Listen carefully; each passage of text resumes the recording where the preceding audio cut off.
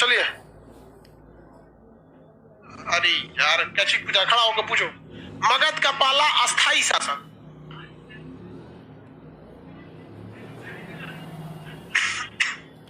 अजात शत्रु जो थे ना, वो पूरी तरह से किलाबंदी करके हर चीज को परमानेंट कर दिया, इवन जासूसी को भी। अजात शत्रु के समय, बिंबिसार के समय ये सब चीजें नहीं थी। ये सब तो हम उस वक्त बताए थे आप लोग को। चलो भैया यहाँ देखो, कुषाण के सामंत कौन थे? गुप्त। गुप्त में भी हमने आपको बता दिया था, श्री गुप्त संस्थापक थे, बट इन्होंने सामंत के रूप में शासन किया था। किसके रूप में? सामंत के रूप में शासन किया। चलिए, उसके बाद घटोत्कच, चंद्रगुप्त प्रथम, चंद्रगुप्त प्रथम, ये दो लोग तो कैसे शासन किए थे? सामंत के रूप में। इसने शादी कहाँ किया? कुमार देवी। कुमार देवी कहाँ की थी? लिच्छवी। लिच्छवी दौहित्र किसे कहते हैं? समुद्रगुप्त। भारत का नेपोलियन समुद्रगुप्त। हाँ, समुद्रगुप्त। कविराज किसे कहते हैं? सैनिक वेशभूषा में कौन से शैली का सिक्का सबसे ज्यादा इसे कौन सा वाद्य यंत्र बजाना पसंद था? वीणा बजाना बहुत ज्यादा पसंद था। किसे? समुद्रगुप्त को। धरणी बंद किसे कहते हैं? समुद्रगुप्त के जो हरिसेन थे वो किस पद पर थे? महासंधि विग्राहक। समुद्रगुप्त का कौन सा अभिलेख मिला है? प्रयाग प्रशस्त्री अभिलेख। किसने लिखा इस अभिलेख को? हरिसेन ने लिखा था। भारत का नेपोलियन समुद्रगुप्त को कहा जाता है। किसी को कोई दिक्कत नहीं। इसके बाद कौन आया था? रामगुप्त। कौन आया? रामगुप्त। रामगुप्त का विवाह हुआ देवी से। ये किससे फंस गई? चंद्रगुप्त द्वितीय से। चंद्रगुप्त द्वितीय से। इसकी जानकारी किस किताब में? देवी चंद्रगुप्तम। देवी चंद्रगुप्तम नामक पुस्तक में इसकी जानकारी मिलती है। यहां तक बता दिए थे। इसने किस वंश का अंत कर दिया था? शकों का अंत। शक वंश का पूरी तरह से अंत कर दिया। कौन सी उपाधि? विक्रमादित्य। कौन सा सिक्का? चांदी का। जबकि राजा रानी का सिक्का किसने चालू किया था? चंद्रगुप्त प्रथम ने चालू किया था। चंद्रगुप्त द्वितीय न्याय के लिए प्रसिद्ध था। न्याय का इसका सिंहासन पत्थर का था।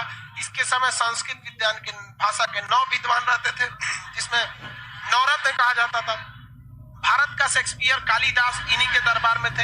इनके दरबार में एक विदेशी यात्री फाहयान आया, जिसे फो क्यू की कहा जाता है। किसी को कोई दिक्कत नहीं था। चंद्रगुप्त। इसके बाद कौन आया था? कुमारगुप्त। इसके बाद आया कुमारगुप्त। किसी को इधर लिख देता है, तो जगह नहीं।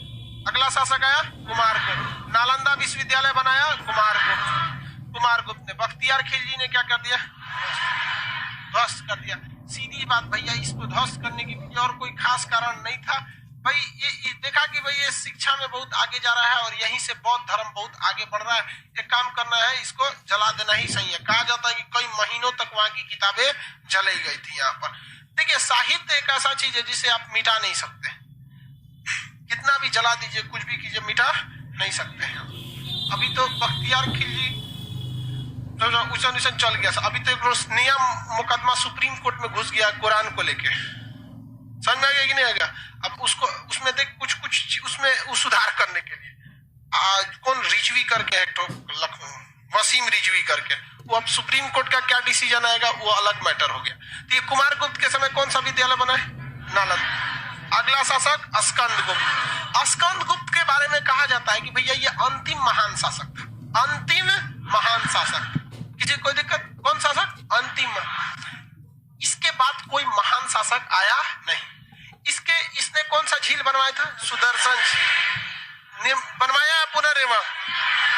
अब यहाँ आपको कंप्लीट पता चलेगा सुदर्शन झील के बारे में, जिसमें 4 राजाओं में चर्चा आएगा। पुष्यमित्र, वैश्य, दुशास्य, इस सारे लोगों के बारे में आपको पता चलेगा यहाँ पर। तो बताइए, स्कंदगुप्त ने कौन सा झील का पुनर्निर्माण करा? हाँ, सुदर्शन झील। इसका कौन सा अभिलेख है? जूनागढ़। इसका है? ये नहीं है। रुद्रदामन का है जूनागढ़। इसका है नहीं, लेकिन इसका जूनागढ़ में भी एक अभिलेख है। इसका जूनागढ़ में भी एक अभिलेख, उस पर सुदर्शन झील की चर्चा नहीं।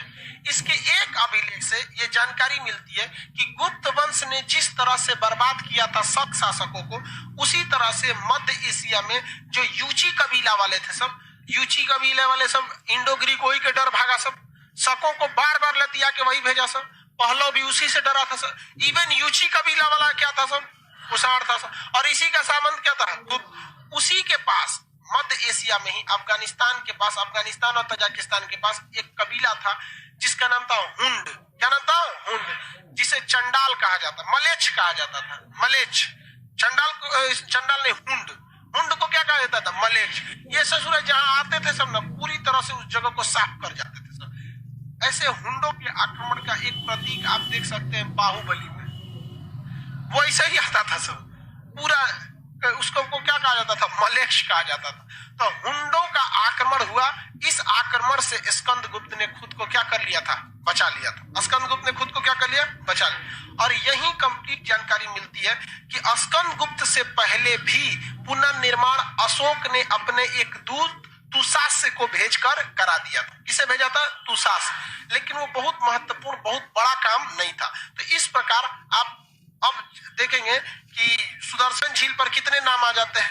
सबसे पहले निर्माण चंद्रगुप्त मौर्य, पुनर्निर्माण अशोक ने तुसास को भेजा था, उसके बाद रुद्रदामन और उसके बाद स्कंदगुप्त। तो ओवरऑल में आपको लिस्ट दे दिए वहां पर। तुसास वाला याद रखिएगा, पूछता है कि अशोक ने किस दूत को, अपने किस अधिकारी को भेजा था, किसे किसे तुसास, किसने भेजा, तुसास ने। किसी को कोई दिक्कत नहीं, आगे बढ़ जाते हैं। चलो, तो ये हो गया आपका स्कंदगुप्त। स्कंदगुप्त जो था अंतिम महान शासक था। इसी वंश में एक और शासक था भानुगुप्त। कौन थे, भानुगुप्त। भानुगुप्त का एक अभिलेख मिला है, एरण अभिलेख। भानुगुप्त का कौन अभिलेख मिला है, एरण अभिलेख। एरण अभिलेख से सती प्रथा की जानकारी मिलती है। एरण अभिलेख से कौन सी जानकारी मिलती है, सती प्रथा की। गुप्त वंश का अंतिम महान शासक, अंतिम महान शासक स्कंदगुप्त। अंतिम महान बोल रहे हैं लोल, अभी विष्णुगुप्त पढ़ाए हैं, वो अंतिम शासक था विष्णुगुप्त। विष्णुगुप्त अंतिम शासक था, लेकिन अंतिम महान शासक स्कंद। एरण अभिलेख से किसकी जानकारी मिलती है, कौन से प्रथा की, सती प्रथा। सती प्रथा मतलब क्या था कि अगर कोई महिला है, उसका पति मर गया, तो उस महिला को भी उसके साथ बांध के जला दिया जाता था। इतना खराब प्रथा थी ये सती प्रथा, सोच सकते हैं भाई साहब, बवाल था यार। महिला सबका पति मरता था तो बहुत मतलब बीमार पड़ता था तो बहुत टेंशन में आ जाती थी, इसे जो जाएगा फिर हमरो ले जाएगा। और भाई एक अलग मौत होती है, जला के मार देना है, समझिए तो मर्डर था। कुरीतियां थी कि नहीं थी। तो भारत के समाज की एक ही अच्छाई है, देखो इस भारतीय संस्कृति में जो चीजें गलत है ना, हम लोग उसे सहजता से स्वीकार कर लेते हैं कि हमारे समाज में ये था और ये गलत था, हमने इसे सुधार कर लिया। उस गलत के लिए हम लोग मारधार करने नहीं जाते हैं, गलत था। और आज भी हम इस बात को सहज स्वीकार करते हैं कि हमारी समाज में ये कलंक की भांति था। किसी महिला को, भाई देखिए मौत तो फिक्स है, मौत फिक्स है। अगर सती प्रथा को अच्छा तब मानते ना कि जब पत्नी मर गई तो पति को भी साथ में भूज दो। तो वहां लॉजिक ये दिया जाता था कि पत्नी का जो काम है वो पति की सेवा करना है। अब पति मर गया तो यहाँ वो किसकी सेवा करेगी, इसको भी भेज दो। तो ये लॉजिक उल्टा भी तो हो सकता है कि अगर पत्नी मर गई तो ऊपर चल गई, ऊपर वो किसकी सेवा करेगी, इसलिए पति को भी भेजिए। लेकिन महिला इतना लॉजिक लगेबे नहीं करती, तो सबको लॉजिक कुछ से मतलब नहीं रहता है। बात तो बराबर था, सेवा करना ही है, दोनों जगह सेवा करते हैं, किसी को कोई दिक्कत। आगे बढ़ जाए। सती प्रथा की जानकारी किस अभिलेख से, एरण अभिलेख। सही था या गलत था, गलत था। किसने खत्म कराया था सती प्रथा, राजा राम मोहन राय ने विलियम बेंटिक के साथ मिलकर सती प्रथा के खिलाफ एक बहुत बड़ा जंग छेड़ा था। और जब ये बंद हुआ था तो बहुत भारी इसका विरोध भी हुआ था। वो जब विलियम बेंटिक पढ़ाएंगे तब बताएंगे। इस वंश का अंतिम शासक कौन है, इस वंश का अंत कर दिया हुंड शासकों ने। किसने, हुंड। बताइए गुप्त वंश ने किस वंश का विनाश किया था, शकों को इसने मारा और गुप्त वंश को बर्बाद कर दिया। किसने, हुंड आक्रमण ने। हुंड कहां से आए थे सर, मध्य एशिया अफगानिस्तान के पास से आए थे सब हुंड। हुंड को क्या कहा जाता था, मलेच्छ कहा जाता था। ये बहुत ही खतरनाक थे। ये इधर उधर जहां जाते थे सब मंदिर, बौद्ध स्तूप, इस सब को क्या कर देते थे, सब तोड़ देते थे सब। तो हुंडों के आक्रमण के कारण कौन सा वंश समाप्त हो गया? गुप्त वंश। तो थोड़ा गुप्त वंश के बारे में जानकारी अब देख लेते हैं। गुप्त वंश में क्या क्या था, प्रशासनिक व्यवस्था, आर्थिक व्यवस्था, सामाजिक व्यवस्था, इस सब को देख लेते हैं। स्थापत्य कला यानी वास्तुकला कैसा था। तो सामाजिक व्यवस्था में पहले हम समझते हैं गुप्त काल को। वर्तमान हिंदू धर्म किसका स्वरूप है? गुप्त काल में सर्वांगीण विकास हुआ। ऐसा नहीं कि केवल एक क्षेत्र में विकास हुआ। शिक्षा के क्षेत्र में देखेंगे तो नालंदा विश्वविद्यालय, वास्तुकला के क्षेत्र में देखेंगे तो गुप्त काल में ही महाराष्ट्र में बहुत सारी गुफाओं का निर्माण किया गया। महाराष्ट्र में अजंता पर्वत है। कौन सा पर्वत है? अजंता। इसे काट के कौन सी गुफाएं बनाई गई? अजंता की गुफाएं बनाई गई। कौन सी? अजंता। वो बौद्ध धर्म, जैन धर्म, हिंदू धर्म, उसमें सब चीज मिलते हैं लोग इस गुफाओं में। और गुफाओं को काट काट के खूब बेहतरीन होटल टाइप का बनाया गया अजंता की गुफाओं में। इसी में आपका मध्य प्रदेश में बाघ की गुफाएं बनाई गई। कौन सी गुफाएं? बाघ की। और कौन गुफाएं? अजंता की गुफाओं को बनाया गया। साथ ही गुप्त काल में अफगानिस्तान में एक पहाड़ था, बड़ा सा पहाड़। उस पहाड़ को पहले काट के सपाट किया गया और उसमें महात्मा बुद्ध की क्या कर दी गई? प्रतिमा बना दी गई। महात्मा बुद्ध की नाम था बामियान।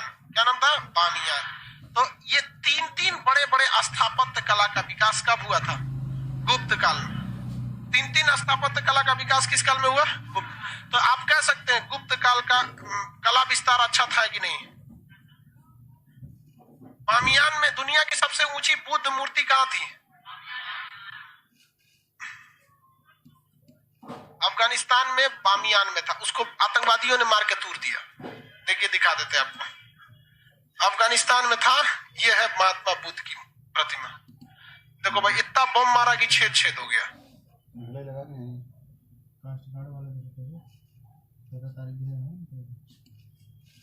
बामियान की है मूर्ति अफगानिस्तान में। कहां पर? अफगानिस्तान में। अब इसका दोबारा रिकंस्ट्रक्शन किया जा रहा है। ये किस काल में बनी थी? गुप्त काल में। बामियान में दुनिया की सबसे ऊंची महात्मा बुद्ध की मूर्ति किस काल में बनाई गई थी? गुप्त काल में बनाई गई थी। देखिए ये इतनी बड़ी, पहले तो देखिए पत्थर को किस तरह से काटा गया होगा। पूरा पहाड़ काट के इसे बनाया गया और इसको मार के तालिबान के आतंकवादियों ने बम से उड़ा दिया। समझा गया? ये पूरा का पूरा, ये देख रहे हैं पहाड़ है। इस पहाड़ को पहले काटने में कितना मुश्किल हुआ होगा बहुत। और सबसे बड़ा क्या है कि उल्टा सीधा काटना नहीं, उसमें पूरी तरह से मूर्ति बना के रखनी। तो महात्मा बुद्ध की बामियान की मूर्ति बहुत ही प्रसिद्ध थी। उड़ा दिया किसने? आतंकवादियों ने। उनको लगता है कि बहुत अच्छा काम किया। भाई साहब, अगर इस मूर्ति को अच्छा बना देता और 10 रुपया भी टिकट रखता ना, तो दुनिया में बहुत धर्म वाले इतने हैं कि घूमने जाते तो अफगानिस्तान की जीडीपी सुधर जाती। ये मूर्ति थी और यहां देखिए क्या कर दिया लोग, मार दिया। सचरन सबको कुछ समझ में नहीं आता है। इसका नतीजा दिखाते हैं आपको क्या हुआ। मूर्ति तो तोड़ दिया, बहुत बड़ा अपने आप को होशियार बना। पूरी दुनिया में जितने बौद्ध धर्म के लोग हैं उनके अंदर एक खिलाफत आ गई, एक मतलब भावना आ गई कि भैया ये मुस्लिम सब बड़ी पटांग होता है सब। क्यों? क्योंकि मुसलमानों ने किसी ने इसका विरोध नहीं किया। तुमको बोले थे ना नक्शा साइन करने के लिए। हाँ,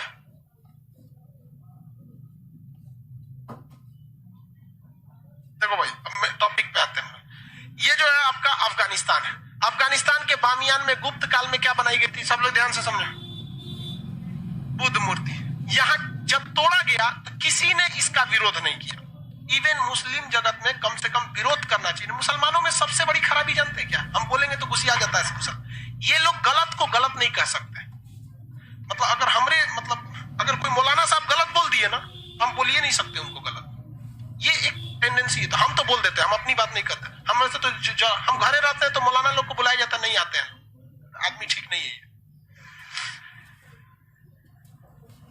हम बोल देते हैं जब तक पढ़ा लिखा मुसलमान अनपढ़ों के खिलाफ बोलेगा नहीं ना, तब तक ये गाली सुनते रहेंगे। बताओ ये गलत था या नहीं था? आपको किसने अधिकार दिया? तुम बना नहीं सकते, तोड़ कैसे दिया? यहाँ पर तोड़ दिया, चलो भाई तुम्हारा दादागिरी ये चल गया। बौद्ध धर्म वालों ने बर्दाश्त कर लिया। उसके बाद ये म्यांमार है। म्यांमार में रोहिंग्या मुस्लिम इस एरिया में रहते थे और बौद्ध धर्म में अहिंसा को बहुत ज्यादा वैल्यू दिया गया। बौद्ध धर्म वाले कहते थे कि भैया बकरीद का त्योहार मत मनाओ, भाई मुसलमान कहते कि भैया मनाएंगे।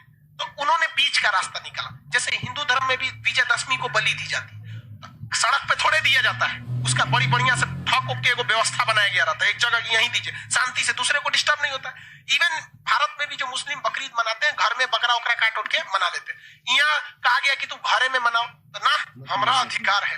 तो पुलिस आई, एक दूगो को मारी, 2-3 लाख यो मारा सब, पुलिस एक दूगो का इनकाउंटर कर दी, बस ई उठे सब मार दिया सब वहां पर। तो इन लोगों को तो एक तो बामियान का गुस्सा पहले से था, उसके बाद यहाँ बौद्ध धर्म की अधिकता है, दादे चढ़ रहे थे, कचर के थूरा सब म्यांमार में। पूरी दुनिया में सबसे, अभी इधर आप लोग के समय जो आप लोग देख रहे हैं, इस समय अगर सबसे ज्यादा अत्याचार किसी ने सहा तो इन्हीं लोगों ने सहा। उसके बाद लगे लोग बोलने, कुछ बांग्लादेश में घुस गया सब, इवन भारत में घुस गया सब, कश्मीर तक चला गया सब, यहाँ से रोहिंग्या सब, यहाँ रोहिंग्या बहुत सारे भारत में सर, हजारों की संख्या में। अफगानिस्तान, इसमें समस्या ही बढ़ गई। तो ये जो अफगानिस्तान का बामियान मंदिर बनाई गई थी, वो किस काल में बनी थी? गुप्त काल। यहाँ पर अजंता की गुफाएं गुप्त काल में, मध्य प्रदेश में बाघ की गुफाएं गुप्त काल में। तो ये सारी गुफाएं बनाई गई थी गुप्त काल में। इसलिए हम ये कह सकते हैं कि गुप्त काल का, किसका? गुप्त काल पर स्थापत्य कला भी विकसित था। वहां पर ऐसा नहीं, सामाजिक पृष्ठभूमि भी बहुत अच्छी थी, महिलाओं को पढ़ने लिखने की आजादी थी। लेकिन हाँ, ऊंच नीच और छुआछूत की भी व्यवस्था थी। भानुगुप्त के एरड़ अभिलेख से सती प्रथा की जानकारी तो मिल ही जाती है। इस समय ये वैश्यावृत्ति भी बहुत ज्यादा थी वहां पर। ये एक समाज का एक कलंक होता है यहाँ पे। तो वैश्यावृत्ति जो थी, ऐसे महिलाओं को कुटनी कहा जाता था उस समय में, तो वैश्यावृत्ति भी थी। इस समय समाज जो था, सबसे ऊपर जो पद था वो राजा का था। तो बताइए, गुप्त काल में सबसे बड़ा पद राजा का, किसका था? राजा। सबसे छोटी इकाई गांव थी जिसका ग्रामिक होता था। क्या होता था? ग्रामिक। टैक्स वसूलने की जिम्मेदारी दी गई थी। डिस्ट्रिक्ट मजिस्ट्रेट के बराबर एक पद था जिसका नाम था कुमार आमात्य। कुमार आमात्य। तो बताइए तो भैया, सबसे ऊपर कौन था? सबसे ऊपर राजा, और नीचे में ग्रामीण, सबसे नीचे में ग्रामीण। डिस्ट्रिक्ट मजिस्ट्रेट के पद पर कौन था? कुमार आमात्य। क्या नाम था? कुमार आमात्य। डिस्ट्रिक्ट मजिस्ट्रेट के पद पर कुमार आमात्य था। समझ में आ गया कि नहीं आ गया? किसी को कोई दिक्कत? यहाँ पर क्या महिलाओं को बराबरी का दर्जा था? ठीक था, महिलाओं को शिक्षा में भी थी, लेकिन ऊंच नीच था या नहीं था? था। छुआछूत भी था। बोलिए। हाँ, बहुत ज्यादा इस काल में बढ़ गया था। छुआछूत की व्यवस्था इस काल में क्या हो गई थी? बहुत ज्यादा बढ़ गई थी यहाँ पर। इसमें देखिए, एक्चुअली क्या था कि यहाँ पर संस्कृत भाषा का बहुत ज्यादा विकास हुआ और ब्राह्मणों की वैल्यू बहुत ज्यादा बढ़ गई, क्योंकि सातवाहन काल ने जो भूदान व्यवस्था चालू किया था, गुप्त काल ने सर्वाधिक दान किसे दिया? ब्राह्मणों को दिया। अब ब्राह्मण लोग जो होते हैं ना, खुद को श्रेष्ठ बोलते हैं। इवन कहा जाता है कि ब्राह्मण से आप काम नहीं करा सकते, मतलब उसको भिक्षा नहीं, ऐसा माना जाता है कि नहीं? बहुत ज्यादा श्रेष्ठ होते हैं। आप देखिएगा, इवन कि अगर कोई गलती यादव जी कर दे और कोई गलती ब्राह्मण कर दे, तो थोड़ा आदमी दया का भाव रखता है। नहीं, नीरू ब्राह्मण, ये सब में होता है। फादर भी होते हैं लोग ना, ईसाई धर्म के फादर भी कोई गलती कर देता है तो लोग उसको भी छोड़ देते हैं, मौलाना भी छोड़ देते हैं। तो एक्चुअली ब्राह्मण को ना वो एक धर्म गुरु की श्रेणी देने लगे। और इस काल में ना ऊंच नीच और छुआछूत की भावना बहुत तेजी से बढ़ने लगी, जो इस काल की सबसे बड़ी खराबी थी। लेकिन ओवरऑल केवल आप छुआछूत और ऊंच नीच को छोड़ देंगे तो बाकी सब कुछ इस काल में सही था। इसलिए भारत का स्वर्ण काल किसे कहा जाता है? गुप्त काल। इस समय संस्कृत का विकास बहुत ज्यादा हुआ, साहित्य के क्षेत्र में भी बहुत बेहतरीन विकास हुआ, सेना के क्षेत्र में समुद्रगुप्त ने रौंद के रख दिया, न्याय के क्षेत्र में चंद्रगुप्त द्वितीय यानी चंद्रगुप्त मौर्य ने कर दिया, सिक्का के निर्माण में हर क्षेत्र में इन लोग का क्या हुआ था? विस्तार हुआ था। किसी को कोई दिक्कत है यहाँ तक में? आगे बढ़े। डिस्ट्रिक्ट मजिस्ट्रेट के पद पे कौन था? कुमार आमात्य। किसी को कोई दिक्कत नहीं ना? वास्तुकला के विकास में हुआ था। हर तरह के यहाँ पे भी क्या देखने के मिले थे? डेवलपमेंट देखने को मिला था। इस वंश का अंतिम शासक कौन था? अंतिम महान शासक कौन था? स्कंदगुप्त। अंतिम महान शासक स्कंदगुप्त का नाम किस अभिलेख में मिला है? जूनागढ़ अभिलेख। सुदर्शन झील से कितने राजा जुड़ गए? सबसे पहले निर्माण तुषास से किसका अधिकारी था? अशोक। उसने भी भेज के इसका पुनर्निर्माण करा। उसके बाद रुद्रदामन, फिर स्कंद। ये लोग का शासकों का नाम इस पर जुड़ा हुआ है। गुप्त वंश का अंत किसने कर दिया? गुप्त वंश का अंत का कारण हुंडों का आक्रमण। किसका आक्रमण? हुंड का आक्रमण। गुप्त वंश वाले किसके सामंत थे? नहीं बता सकते? गुप्त वंश की भाषा कौन थी? इस समय किस वंश का ज्यादा विकास हुआ? किस धर्म का जाते विकास? हिंदू धर्म का विकास। वर्तमान हिंदू धर्म किसका रूप है? मतलब जो अभी का स्वरूप है। ऐसा नहीं कि हिंदू वहीं से चालू हुए थे, ध्यान से रखिए, उस समय से चालू नहीं थे। सिंधु सभ्यता में भी किसकी पूजा होती थी? शिव, पशुपति शिव के। राजधानी क्या थी? गुप्त वंश की। इस समय अर्थव्यवस्था का मुख्य स्रोत वही कृषि और भू राजस्व। भू राजस्व वसूलने की मुख्य जिम्मेदारी कुमार आमात्य, जो डिस्ट्रिक्ट मजिस्ट्रेट के पद पर था। इस समय आप टैक्स के रूप में आप अनाज भी दे सकते थे और कैश पैसे भी दे सकते थे। आगे बताएंगे। शासन की सबसे बड़ी इकाई कौन थी? डिस्ट्रिक्ट मजिस्ट्रेट के पद पर कौन था? छुआछूत की व्यवस्था थी या नहीं थी? ज्यादा हो गई थी या घट गई थी? हाँ? निम्न जाति के लोगों को चंडाल कहा जाता था। बताइए, तो गलत बात है। निम्न जाति के लोगों को क्या कहा जाता है? चंडाल। देखो भाई, हम हमेशा से एक बात कहते हैं, धर्म और जाति परवरिश का नाम होता है। परवरिश का नाम होता है। हॉस्पिटल में ना एक काम करने ना बदल दो। हॉस्पिटल में छोट छोट लड़का रहता है, बदल लो, पता ही नहीं चलता। छोटकल नहीं कौन सा एक के क्या रहता है, समझे में नहीं आता है उसको, तो उसका जाति क्या हो जाएगा? बदल जाएगा यहाँ पर। तो इस समय जाति व्यवस्था थोड़ी गड़बड़ थी। इस समय बाल विवाह भी था। सामाजिक स्थिति बताएं, बाल विवाह तो अब भी भाई साहब 2 दिन पहले की बात बताते हैं। बिहार में एक घटना हुई थी। 7 साल की लड़की का शादी पैसा लेकर उसके बाप ने 45 साल के बुढ़ा से कर दिया। देखो भाई, हम बाप की बात अभी करेंगे, अब अलग में। उस हरामी बुढ़ा जो 45 साल का था, उसको समझ में नहीं आया 7 साल की लड़की से शादी किया।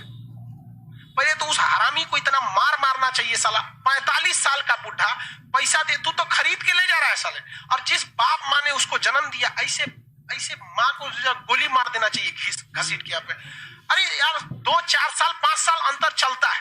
25 साल की लड़की है, 30 साल का लड़का, चल जाता है इतना। भाई एक होता है कि भाई 45 साल तुम, 7 साल की, और उसको पता ही नहीं है यार कि उसकी शादी क्या, रो रही है बेचारी, लग रहा है जैसे स्कूल ले जाया जा रहा है उसको। बाल विवाह उस समय बिहार में नहीं, सब कुछ उटपटांग हो जाता है। कौन जिला था ध्यान नहीं, कल न्यूज देखे थे। अरे बिहार में ही था, खगड़िया, और जो भी हो वहां पे अजीब पकड़ा हुआ बियाह हो जाता है बिहार में। कोनो लड़का का नौकरी उकरी हो गया ना, तो उठा के लेके चल जाते हैं ऐसा, और जबरदस्ती बियाह करा देता है ऐसा लड़की से।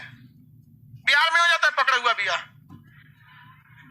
तो बिहार यो सोचो, ओके ले जाके छोड़ा है गुजरात उजरात कहीं, जो बिला गई लो कहीं। अजब हाल है, हमरा कोनो करे ना पकड़ा हुआ बियाह।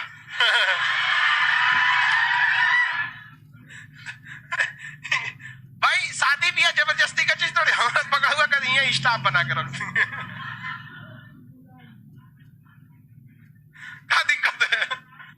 ये गलत बात है ना। किसी की भी शादी ब्याह, चाहे लड़का हो या लड़की हो, इच्छा अनुसार होनी चाहिए और इंसानियत की भावना रहनी चाहिए। भाई माँ बाप पैसे के लिए लोग कितने गिर सकते हैं जिसका कोई हद नहीं। अरे भाई साहब मत पूछिए, यहाँ पे सोचा पैसा बड़ी खराब चीज। कलयुग सही आ गया है। कल की महाराज आप लेट हो रहे हैं, आ जाइए। बहुत लेट हो रहे हैं।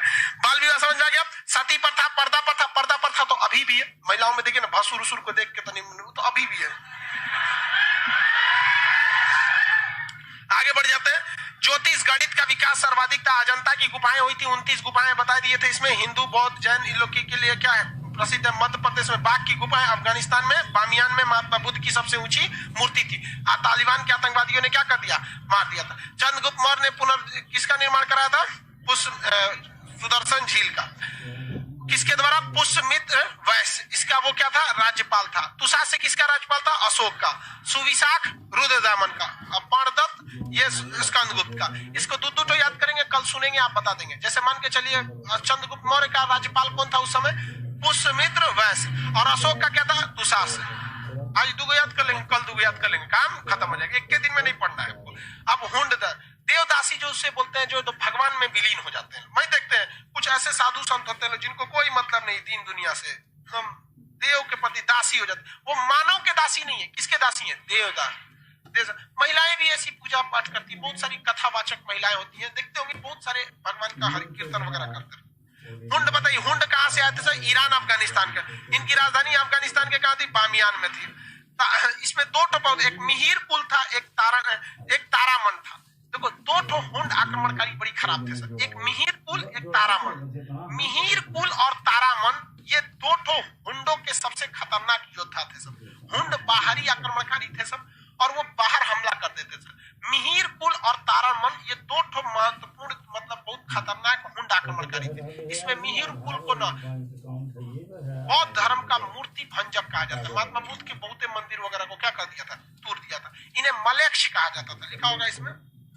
स्कंदगुप्त के जूनागढ़ में हुंडों के आक्रमण की जानकारी मिलते है। हुंडों के लिए मलेक्ष शब्द का प्रयोग है। समझ में आ गया कि नहीं? गुप्त काल में किसको दिक्कत? संस्कृत भाषा का सर्वाधिक विकास किस काल में हुआ?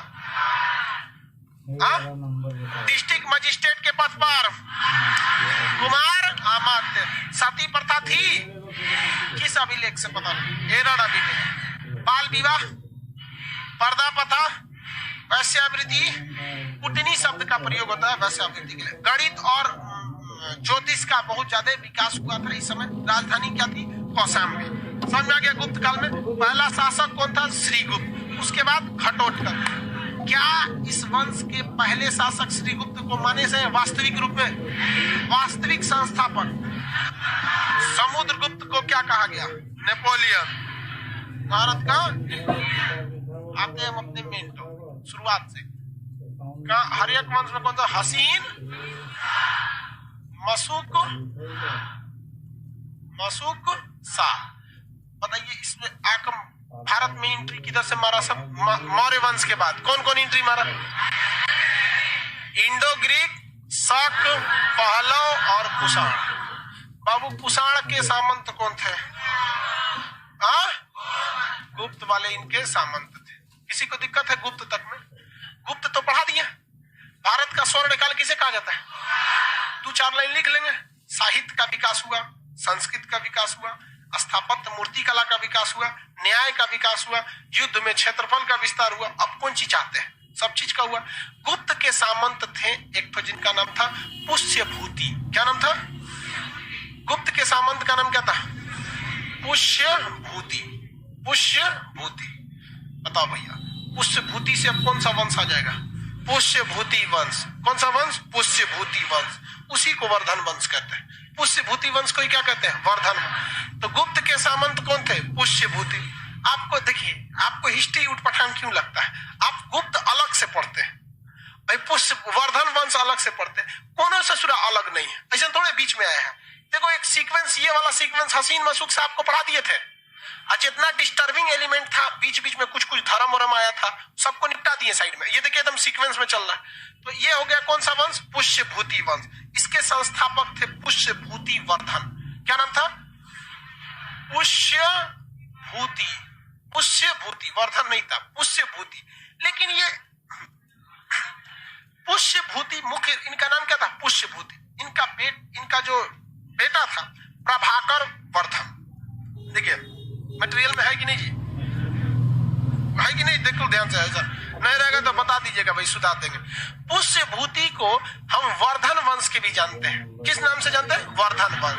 तो पुष्यभूति वर्धन, ये कौन से वंश के थे भाई? वर्धन वंश। एक्चुअली इस वंश का नाम था पुष्यभूति वंश, लेकिन पुष्यभूति महत्वपूर्ण काम नहीं कर पाए, सामंत के रूप में ही रह गए। इनका अगला बेटा आया जिसका नाम था प्रभाकर वर्धन। प्रभाकर वर्धन, इसने बहुत महत्वपूर्ण काम कर दिया। इस वजह से इस वंश का नाम क्या पड़ दिया? वर्धन वंश। हालांकि शुरुआती नाम क्या था? पुष्यभूति वंश। शुरुआती नाम बोले तो पुष्यभूति वंश। प्रभाकर वर्धन उसके बाद आया अगला शासक। किसी को कोई दिक्कत यहां तक में? पुष्यभूति वंश का दूसरा नाम वर्धन वंश। वर्धन वंश क्या शुरुआत से वर्धन वंश था। दूसरा शासक जब आया प्रभाकर वर्धन, तो इसके समय ऐसा नाम हो गया। यहाँ पर ये इस वंश का सबसे योग्य शासक था। इसके 3 संतान थे। इसके राजवर्धन, हर्षवर्धन, राजश्री। राजवर्धन, हर्षवर्धन और राजश्री। यहां लिखते हैं, नीचे लिखते हैं, यहीं लिखते हैं। बेटी का नाम राजश्री, बेटी का नाम राज, लड़का राजवर्धन और छोटका लड़का हर्षवर्धन। अब वर्धन वंश में एक का नाम जानते हो? कौन सा? हर्षवर्धन। हर्षवर्धन का नाम तो सबको पता होगा, बहुत ही योग्य शासक था, नो डाउट इसमें बहुत ही योग्य शासक।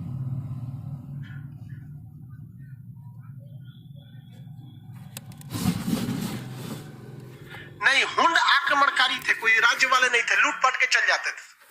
हुंड आते थे सर, लूट उठ के चले जाते थे। वो पार्ट टाइम वाला राजा था सर, कब्जा नहीं करता था। अब यहाँ समझते हम लोग, इसमें सबसे फेमस कौन थे?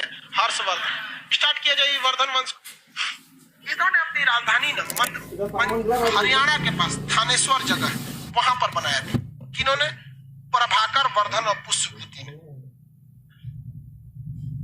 बड़ी कॉम्प्लिकेटेड है ये वंश जो है, थोड़ा सा कॉम्प्लिकेटेड है। देखो भाई, अब इस क्या चीज मारामारी, हाँ इसमें ज्यादा हुआ है मारामारी करा मारामारी ज्यादा हुआ है। इन्होंने अपनी राजधानी कहाँ बनाया? थानेश्वर। थाना लिख देते हैं, समझ जाइएगा। हरियाणा के किसे बनाया? थानेश्वर। प्रभाकर वर्धन इस वंश का पहला योग्य शासक था। हर बताइए तो, वर्धन वंश का पहला शासक कौन था? पुष्यभूति वर्धन। पुष्यभूति वर्धन। दूसरा शासक प्रभाकर वर्धन। प्रभाकर वर्धन की कितनी संतानें? 3। कितनी संतानें? कौन कौन? राजश्री, राजवर्धन, हर्षवर्धन। राजवर्धन और हर्षवर्धन। राजश्री को यहाँ नहीं लिखते, ब्याह तो होबे करेगा, चल जाएगी अपने घर, तो यहाँ लिखने का जरूरत है। राजश्री का ब्याह हो गया कहां पर? कन्नौज। कहां हुआ? कन्नौज। उत्तर प्रदेश में जगह है कन्नौज, वहां के राजा ग्रहवर्मन से। किससे हो गया? ग्रहवर्मन से। ग्रहवर्मन से इनके ऊपर एक ग्रह नक्षत्र लाने लगा, ग्रह मंडराने लगा। किसके ऊपर? ग्रहवर्धन के ऊपर। तो थानेश्वर की रहने वाली राजश्री, समझ आ गया? सर मुझे हिंदी समझ नहीं आता है।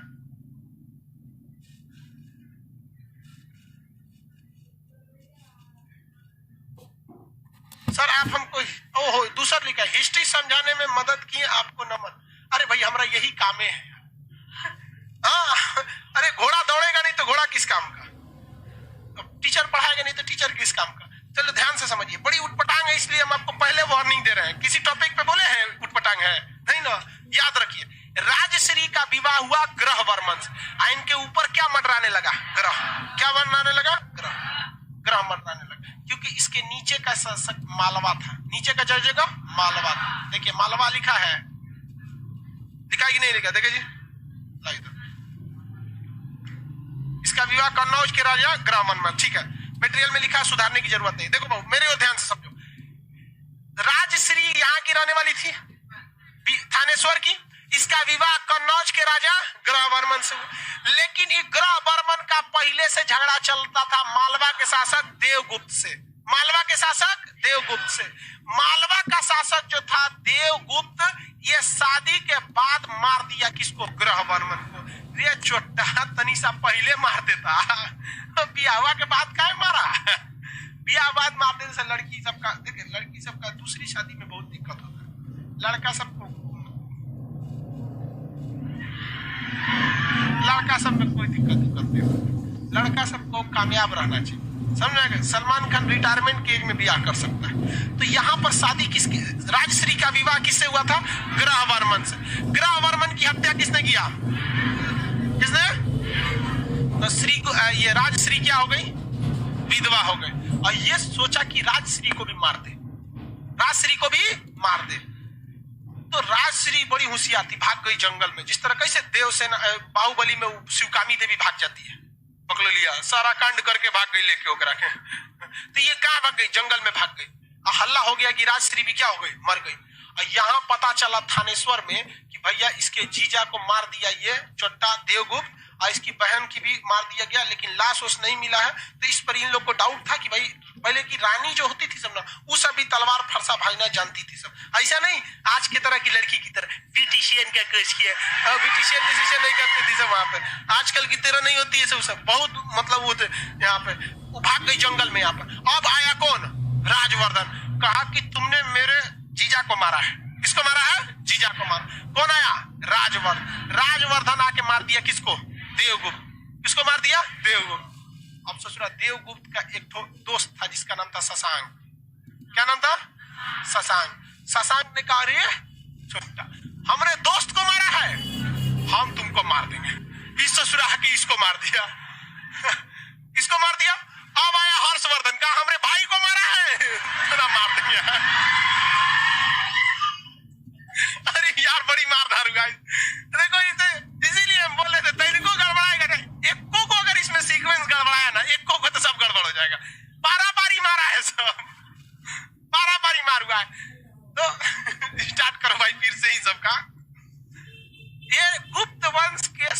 संत थे पुष्यभूति। इन्होंने पुष्यभूति ने पुष्यभूति वंश की स्थापना किया। इसके अगले शासक प्रभाकर वर्धन, जिस वजह से इस वंश का एक और नाम वर्धन वंश पड़ गया। प्रभाकर वर्धन की कितनी संतानें? राजश्री, राजवर्धन, हर्षवर्धन। किसी को कोई दिक्कत नहीं ना। राजश्री का विवाह कन्नौज के राजा ग्रहवर्मन से हुआ। ग्रहवर्मन के ऊपर कौन सी नजर न ग्रह मंडराने लगा। क्या हो गया? ग्रह मंडराने लगा। मालवा के शासक देवगुप्त से इसका पहले से क्या हो रहा था? क्या हो रहा था? झगड़ा चल रहा था। देवगुप्त ने किसकी हत्या किया? ग्रहवर्मन। तो देवगुप्त की जान किसने ले लिया? राजवर्धन। तो राजवर्धन की जान किसने लिया? शशांक। शशांक की जान किसने लिया? हर्षवर्धन। किसने ले लिया? हर्षवर्धन। और हर्षवर्धन जब मारा ना, तो हर्षवर्धन के बाद सन्नाटा छा गया। रीजन क्या है? हर्षवर्धन का ये साम्राज्य था ही। मालवा कन्नौज में उनके जीजा मारा ये गए थे, तो ये भी साम्राज्य उसी के पास आ गया। देवगुप्त मारा गया, ये भी साम्राज्य इसी के पास आ गया। और इधर शशांक मराया, तो ये भी साम्राज्य इसके पास आ गया। हर्षवर्धन के पास एक बड़ा सा साम्राज्य आ गया, यहाँ बड़ा सा साम्राज्य। लेकिन ये अपनी बहन को इतना मानता था, इतना कि इसने कभी भी सिंहासन पर बैठा ही नहीं। अपनी बहन को ही अपने राज सिंहासन पर बैठाया और कहा कि तुम ही शासक रहे और हम तुम्हारे क्या रहेंगे? संरक्षक रहेंगे। आप भारत में भाई बहन का प्रेम बड़ी अच्छा लगता है। मतलब ये अद्वितीय है भारत का जो रहता है। हमारा बहने ना है, इसलिए हम राखी बनवा लेते हैं लड़की सबसे, ही सब इसी सबसे झगड़ा करते रहते हैं। समझा गया? आप लोग को हम आप देखिए कुछ ज्यादा हम स्टूडेंट समझते तो पढ़ा के चल जाते। भाई बहन में ना बड़ी अच्छा लगता है जो झगड़ा करते रहता है सब ना। हमारे जो दोस्तों के कभी घर जाते हैं, अरे सोचो दिन भर में 4 बार लड़ेगा, सब मारो धार कर लेता है, सब अगर पतीली उतीली चला के मार देती है फिर आपस में। बहुत अच्छा लगता है जी। तो हर्षवर्धन ने कभी भी अपनी बहन के यानी कन्नौज के राजगद्दी पे ना बैठ के अपनी बहन राजश्री को ही क्या किया था? रखा। कहाँ भाग गई थी? जंगल में। और जंगल में ना आतिश दिवाकर एक बौद्ध भिक्षुक थे। कौन थे? बौद्ध भिक्षु। नाम था उनका आतिश दिवाकर। उन्हीं को ये जाके मिली थी राजश्री और कही थी कि देखिए आप जाके मेरे भाई को बता दीजिए हर्षवर्धन को, क्योंकि राजवर्धन भी मारा गया, हमारा पति भी मारा गया, ये जो मारा था वो चोट्टा मारा गया, यो मारा गया, लेकिन डर है ना, आप संदेश दे दीजिए। तो बौद्ध भिक्षुक ने बताया था राजवर्धन को कि आपकी बहन जंगल में है, हर्षवर्धन को, तो इसने यहाँ पर लाके शासन किया, बैठा दिया। ये शशांक बहुत ही खचड़ा शासक था। चलिए अब थोड़ा सा और विस्तार से देखते हैं। थानेश्वर को राजधानी बनाया गया था वर्धन वंश। वर्धन वंश की राजकुमारी राजश्री का विवाह कन्नौज के राजा ग्रहवर्मन से हुआ। इनके ऊपर ग्रह नाचने लगा। इनको मालवा के शासक देवगुप्त ने मार दिया। इसका बदला लेने के लिए राजवर्धन ने देवगुप्त को मार दिया। अब देवगुप्त को मारा तो इसे सुना ये रह गया राजवर्धन, तो बंगाल का शासक शशांक ने आकर इसे मार दिया। राजवर्धन को मार दिया। अरे यहीं पे मार दिए ना, वहां ले जाकर मतलब यहाँ पे मार दिया, हत्या कर दी। तो कह रहे नहीं सर वहां मारिए ले जाकर। अरे राजवर्धन को मार दिया। साथ ही साथ ये शशांक जो है बौद्ध धर्म का जो सबसे प्रमुख वृक्ष था बोधि वृक्ष, उसको कटवा दिया। तो बोधि वृक्ष को कटवाने वाला शशांक, बोधि वृक्ष को कटवाने वाला शशांक है। लेकिन एक पीढ़ी तो कट गई, तो जो शशांक कटवा दिया तो कट गया, काम से खत्म। उसके बाद जो अभी जो पीढ़ी चल रही है, अब जो ये चौथी पीढ़ी में चल रहा है, अभी किसमें चल रहा है? चौथी। और जो वर्तमान पेड़ है ना वो लगभग 195 साल पुराना है। जो अभी बौद्ध वृक्ष देख रहे हैं गया में है, पीपल का पेड़ है और कुछ है नहीं, मतलब लेकिन बस धार्मिक मान्यता उसका बहुत ज्यादा है। तो अभी वो चौथी पीढ़ी में, चौथी पीढ़ी में। और जो चौथी पीढ़ी का पेड़ है वो भी कितना साल पुराना है? 195 साल, 95-96 हो गया होगा। हर साल तो एक और साल बढ़ता है, तो आप लोग लगभग में समझिएगा 195 साल पुराना है। उसके लिए अलग से पर्यावरण वैज्ञानिक बुलाए जाते हैं भारत सरकार के द्वारा, और उस पेड़ की हिफाजत के लिए भारत सरकार ने एक वैज्ञानिक को डिप्यूट करके रखा। यह है हमारी संस्कृति। जबकि भारत में बौद्ध धर्म मानने वालों की संख्या बहुत कम है, लेकिन हम आज भी सजो के रखे हुए हैं। देखते कि नहीं रखे? और उधर बामियान की मूर्ति तोड़ दिया। हम लोग क्या रहता, तो आप बताओ, बोध गया में जो शांति स्तूप है, आपको हम गारंटी देते हैं, आप उस शांति स्तूप पे जाइएगा, उसमें से 80% ऐसे लोग होंगे जो बौद्ध धर्म को नहीं मानते। राजगीर में जाएंगे ना, वहां 80% हिंदू धर्म, बाकी धर्म के लोग जो घूमने जाते हैं, 80% नहीं, फिर भी उसको सजा के रखे हैं लोग वहां। ऐसे चतुरता दी है यहाँ पर। तो ये आपको हर्षवर्धन समझ में, वर्धन वंश। अब तक तो आपने केवल संघर्ष देखा है हर्षवर्धन। अब हर्षवर्धन ने क्या क्या किया, कैसे कैसे शासन किया, ये एक अलग टॉपिक हो जाता है। लेकिन आपको सीक्वेंस समझ में आ रहा है कि नहीं आ रहा है? वो उसको मार मार के आगे बढ़ रहा है। वर्धन वंश के पहले शासक का नाम पुष्यभूति। कौन थे? पुष्यभूति। इस वजह से इस वंश को क्या कहते हैं? पुष्यभूति वंश। इसके बाद कौन आया? प्रभाकर वंश। किसी को दिक्कत? उसके बाद इसके कितने संतान? 3। कौन कौन? राजश्री, राजवर्धन और हर्षवर्धन। किसी कोई दिक्कत नहीं? राजश्री का विवाह किससे हुआ? प्रभाकर की कितने संतान?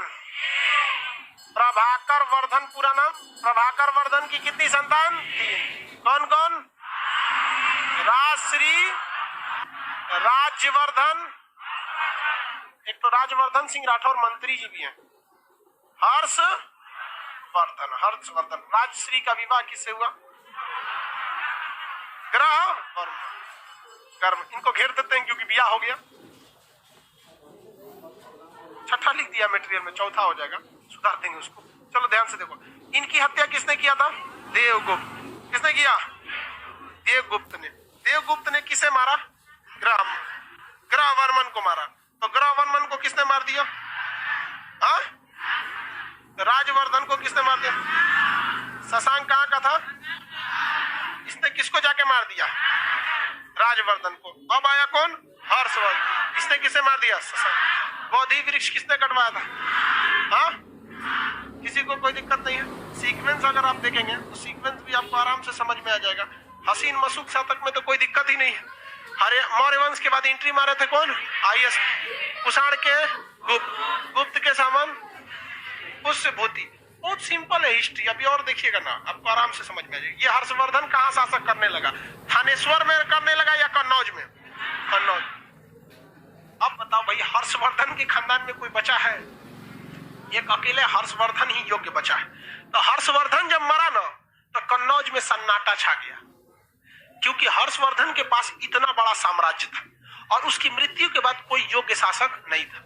अब ये जब सन्नाटा छाया ना तो इसके साम्राज्य को कब्जा करने के लिए नीचे से कूद गया राष्ट्रकूट वंश, इधर से कूद गया प्रतिहार वंश, इधर से संसांके के खानदान के पाल वंश वाले, तीनों कूद गए सब कन्नौज पर कब्जा करने के लिए। इसे कहते हैं त्रिपक्षीय संघर्ष। कौन सा संघर्ष?